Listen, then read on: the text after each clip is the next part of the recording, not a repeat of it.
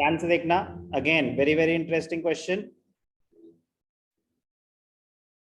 Differentiate between income and gain. Differentiate between income and gain. तो पहले understand करते हैं कि ये इनकम क्या होता है, प्रॉफिट क्या होता है, गेन क्या होता है। इनकम, प्रॉफिट और गेन, तीन एक जैसी टर्म्स, तीन एक जैसी टर्म्स। इनकम क्या होता है?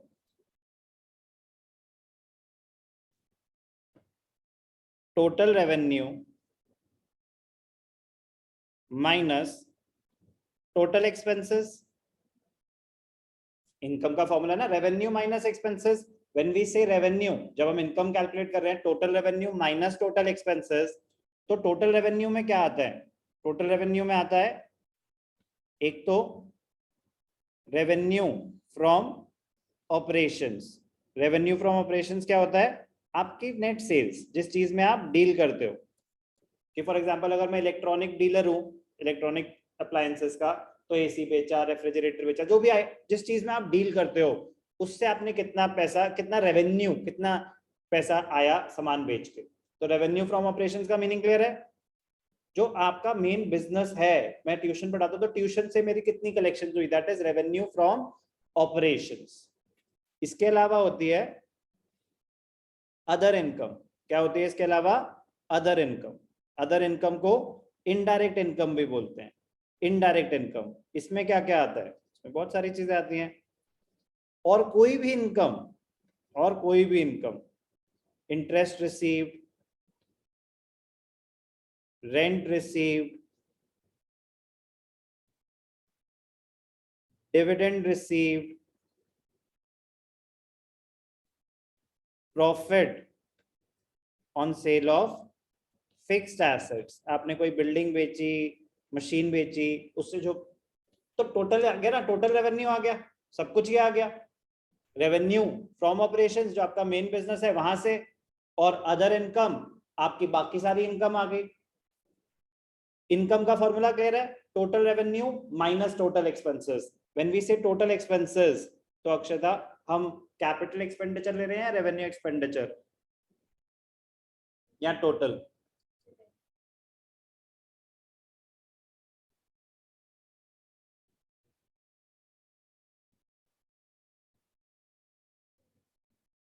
Only revenue. नालायको, capital expenditure leads to creation of an asset, उसको थोड़ी ना कंसिडर करते हैं इनकम या प्रॉफिट कैलकुलेट करते वक्त। मैंने मशीन खरीदी 5 लाख की, क्या वो मेरे एक्सपेंसेस में आएगा? नो, वो तो कैपिटल एक्सपेंडिचर है, वो मेरे एसेट्स में चला जाएगा। यस और नो? रिमेंबर सर, हम कहाँ जर्नल की बातें कर रहे थे, कहाँ ये क्या बेटा? इसीलिए कि एग्जाम में तो थ्योरी आएगी और फिर वो मार्क्स मिलेंगे नहीं। ये तो बहुत इजी पिकिंग्स होती हैं, ये बहुत इजी पिकिंग्स होती है, बहुत कम एफर्ट और जल्दी से मार्क्स कन्वर्जन। प्रैक्टिकल तो आपको बहुत सारे वेरिएशंस करने पड़ते हैं, तब जाके शायद उनमें से कोई ऐसा है जो आपने कर रखा हो और आपको याद हो। थ्योरी में उतनी वेरिएशन नहीं होती, इतनी प्रैक्टिकल में हो सकती है। तो थ्योरी तो डायरेक्ट क्वेश्चंस है, तो प्लीज प्ले स्मार्ट, ठीक है ना? कि ये तो डायरेक्ट क्वेश्चन है, तो आपको एग्जैक्ट आने चाहिए। तो टोटल एक्सपेंसेस और कुछ नहीं, आपके रेवेन्यू एक्सपेंसेस की ही बात हो रही है। रेवेन्यू एक्सपेंडिचर और other non cash expenditure, depreciation, ठीक है ना? बहुत सारे आते हैं इसमें, तो यहाँ पे कौन से कैपिटल एक्सपेंसेस नहीं होते। ओके, इनकम का मीनिंग क्लियर है? Revenue minus expenses. ये प्रॉफिट क्या होता है, ध्यान से देखना बेटा। प्रॉफिट दो टाइप का होता है, एक होता है ग्रॉस प्रॉफिट,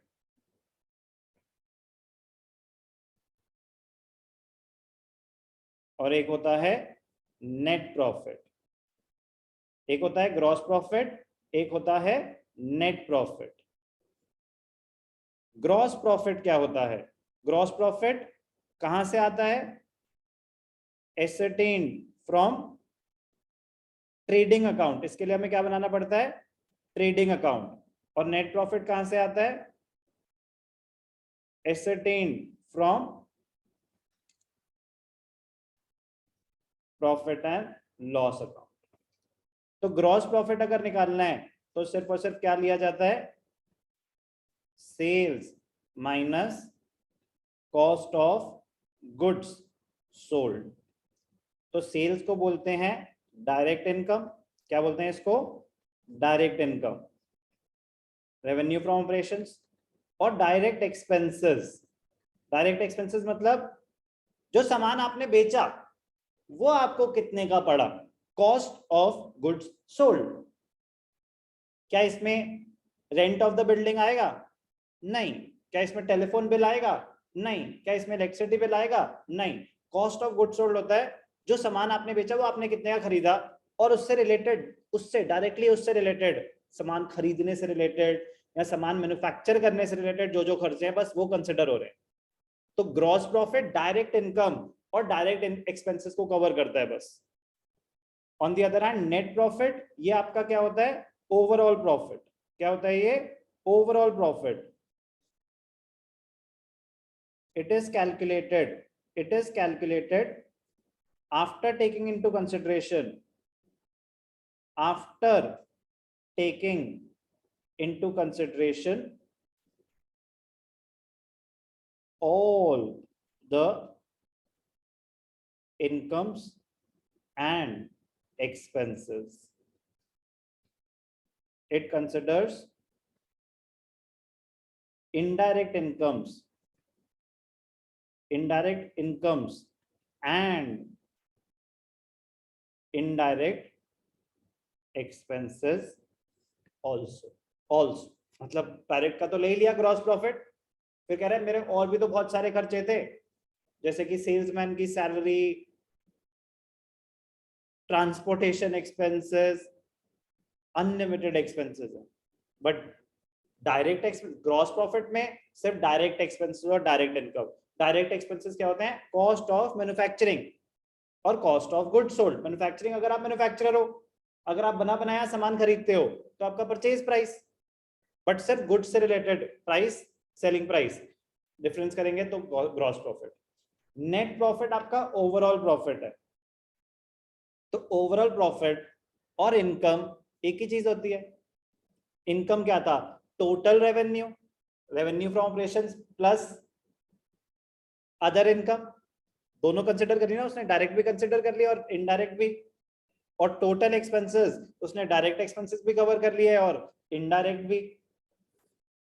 तो क्या बोला मैंने आपको, इनकम और नेट प्रॉफिट एक ही बात होता है, इनकम और नेट प्रॉफिट एक ही बात होती है। तो क्वेश्चन ये इंपॉर्टेंट नहीं है कि what is the difference between income and profit, क्योंकि उसमें तो सिमिलैरिटी ज्यादा है, डिफरेंस कम है। क्वेश्चन कौन सा ज्यादा इंपॉर्टेंट है, difference between income and gain या प्रॉफिट एंड गेन।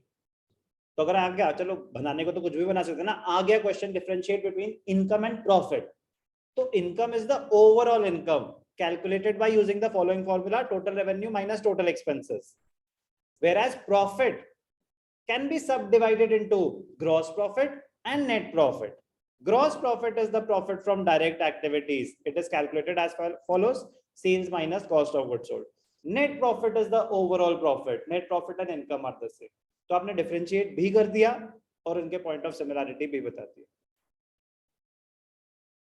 इनकम का मीनिंग क्लियर, प्रॉफिट का मीनिंग क्लियर, काम की बात। Difference between profit and gain या income and gain, gain profit arising from incidental activities,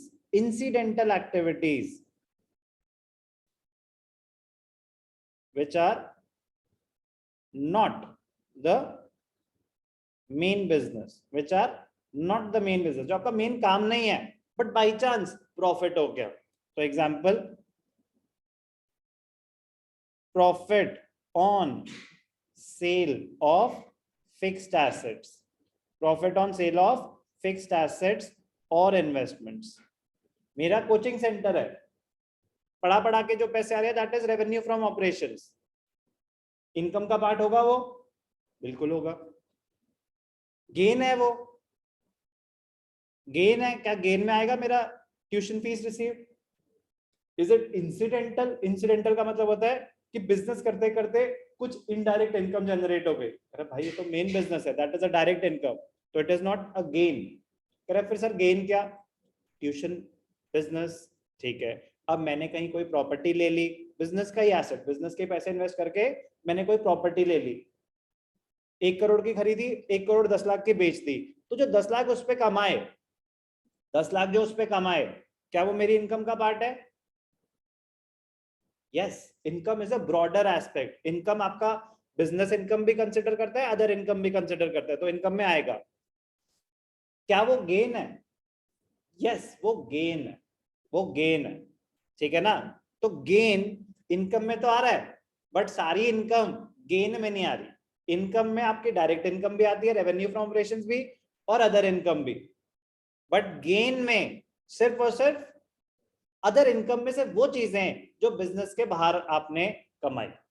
जैसे फॉर एग्जांपल मैंने कुछ पैसे शेयर मार्केट में डाल दिए, उससे कुछ कमाया, तो gain on sale of investments. समझ आ गई ना बात? तो ये इंपॉर्टेंट टर्म है, difference between income, profit and gain. तो चलो ध्यान से देखेंगे एक सेकंड।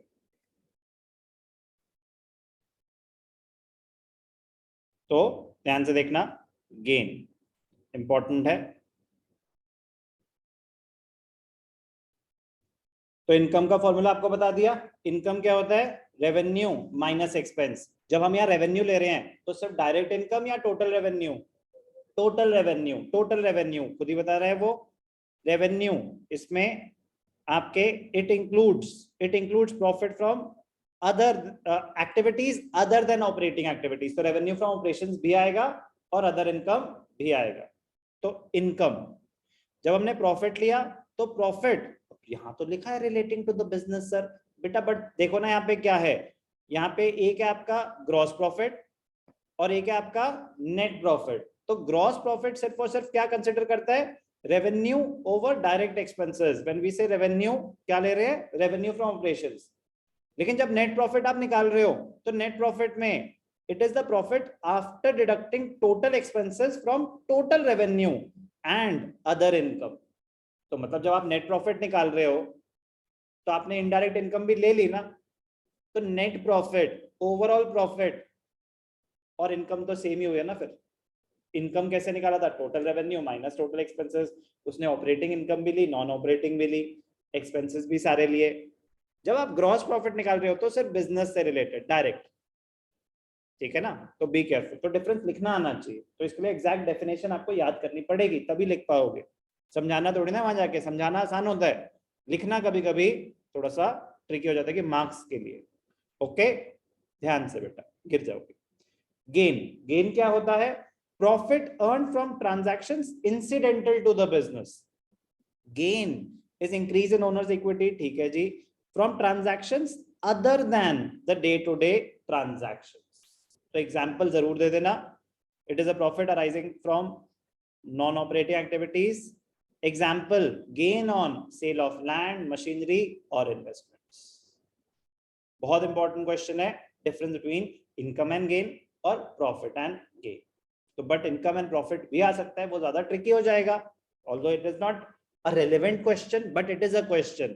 तो आपको फिर डेफिनेशन लिखने आनी चाहिए कि प्रॉफिट प्रॉफिट प्रॉफिट अगर बात कर रहे हैं तो ग्रॉस प्रॉफिट भी हो सकता है, नेट प्रॉफिट भी हो सकता है।